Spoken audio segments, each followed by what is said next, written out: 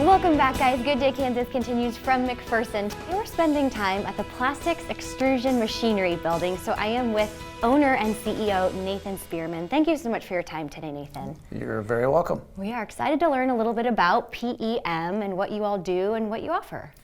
Well, Plastics Extrusion Machinery, it's been around for many years, but we actually build all the downstream equipment for PVC manufacturers and also custom profile for plastics. So that's kind of been our focus, and it has been since we've been around.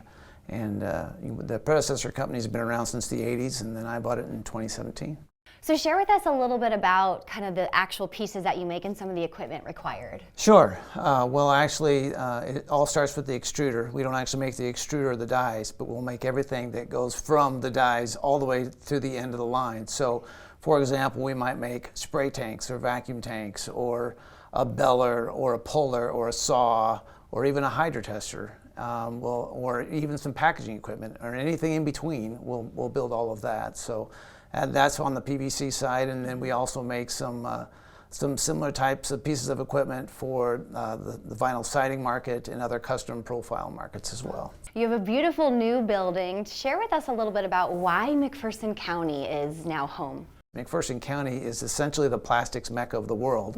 There are extruder manufacturers and screw manufacturers and other custom profile opportunities right here in this particular town. Plus there's even a PVC plant in McPherson. So we actually get to see some of that in action, and it also is it's a great community. It has a family feel anyway, just as a community, and so we've kind of adopted the same sort of strategy here. That's why we value faith in people as the two primary first two items of our core values. And I understand your family is very heavily involved, but share with us a little bit about the team behind the scenes. Sure. We actually have, well, my son, you mentioned my family, my son actually does all the buying for PEM. And my wife is very involved in the culture aspects. In fact, we have a chili cook-off later on this afternoon, and she's bringing a lot of the cinnamon rolls and things that go along with it. So but she's very involved in that aspect. But the rest of the team, we've developed, we've actually grown quite a bit since we've been here. We came here, and we're now up to 65 employees. And so we're definitely getting ready to add some more.